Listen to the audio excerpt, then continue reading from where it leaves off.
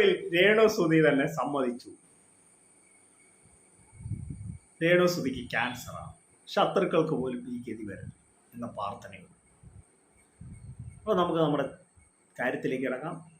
രേണുസുതിക്ക് ക്യാൻസറായെന്ന വാർത്ത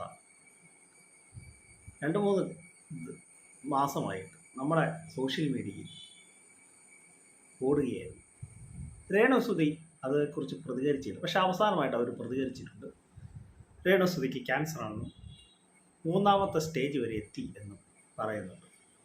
രേണുസുതി പറയുന്ന കാര്യങ്ങളെക്കുറിച്ച് നമുക്ക് ചർച്ച ചെയ്യാം. രേണുസുതി പറയുന്നത്, രേണുസുതിക്ക് 15ാം വയസ്സിൽ ബ്രസ്റ്റിൻ്റെ ഇവിടെയായിട്ട് മുഴ വന്നു. അത് കോട്ടയം മെഡിക്കൽ കോളേജ് ചെന്നപ്പോൾ അവർ പറഞ്ഞായിരുന്നു അത് കീറിക്കളയണം, ആ മുഴ എടുക്കണം. അത് വെച്ചുകൊണ്ടിരുന്നു. പിന്നെ രേണുസുതി പറയുന്നത്, പല ആളുകളും പറയുന്നുണ്ട് എനിക്ക് ഗൾഫിൽ പോയപ്പോഴാണ്, ഷോയ്ക്ക് പോയപ്പോഴാണ് ഇത് ഈ ക്യാൻസറാണെന്ന വാർത്ത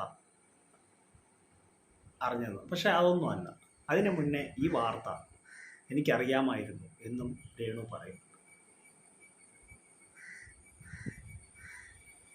ഇപ്പോൾ അത് 3ാമത്തെ സ്റ്റേജ് വരെ എത്തി എന്നും രേണു പറയുന്നുണ്ട്. ഇത് നേരത്തെ സത്യം പറഞ്ഞ രേണു അത് പറഞ്ഞാൽ മതിയായിരുന്നു. ഇത് ഹൈഡാക്കി വെച്ചു. അതാണ് ഇത്രയും ഇതായിട്ട് വന്നത്. കോട്ടയം മെഡിക്കൽ കോളേജിലാണ് ട്രീറ്റ്മെൻറ്റ് ചെയ്യുന്നത് എന്നും രേണു പറയുന്നു. ശത്രുക്കൾക്ക് പോലും ഈ രോഗം വരല്ലേ എന്നാണ് എനിക്ക് പറയാൻ.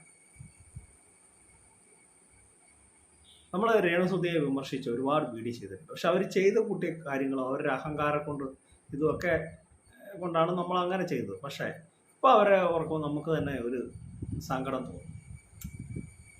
എല്ലാവരും മനുഷ്യരല്ലേ, രോഗം ആർക്ക് വേണേലും സംഭവിക്കാം. വളരെ പ്രയാസപ്പെട്ടാണ് ഞാൻ ഈ വീഡിയോ ചെയ്തത്. ചെയ്യണ്ട എന്ന് കരുതിയതാണ്. എന്നാലും നമ്മൾ നേരത്തെയൊക്കെ പറഞ്ഞതിനൊരു ക്ലാരിറ്റി വരുത്തണം എന്ന് കൊണ്ടാണ് ഞാൻ ഈ ഒരു വീഡിയോ ചെയ്യുന്നത്. അല്ല ഞാൻ ചെയ്യല്ല. പല ആളുകളും എന്നോട് പറയുന്നുണ്ട് രേണുസുതിയെക്കുറിച്ച് ഇനി വീഡിയോ ചെയ്യണ്ട ചേട്ടാ എന്ന് പറയുന്നുണ്ട്.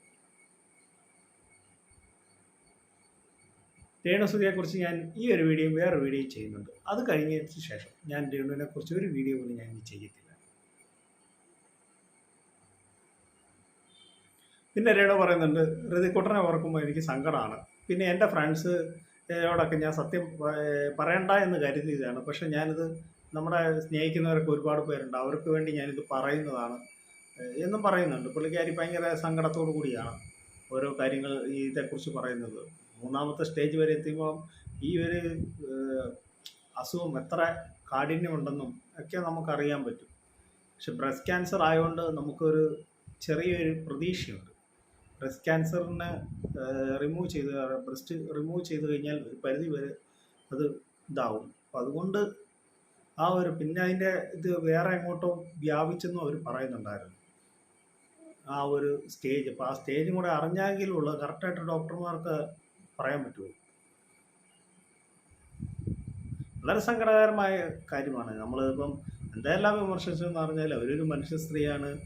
സത്യം പറഞ്ഞാൽ ഇതൊക്കെ അറിഞ്ഞപ്പോൾ അവർ ജീവിക്കാൻ വേണ്ടി കുറച്ചും കൂടെ പൈസ വേണമല്ലോ, ട്രീറ്റ്മെൻറ്റ് ആവശ്യത്തിന്. അതുകൊണ്ടൊക്കെ ആയിരിക്കും ഇങ്ങനെയുള്ള ചെറിയ വേറെ ഇതിലേക്കൊക്കെ നാക്ക് ഇട്ട് അങ്ങനെയൊക്കെയുള്ള വീഡിയോ ചെയ്തത്. അവരുടെ ഇതെല്ലാം അവസ്ഥയല്ലേ. അപ്പം നിങ്ങൾ നിങ്ങളുടെ കമൻറ്റുകളൊന്ന് രേഖപ്പെടുത്തുക.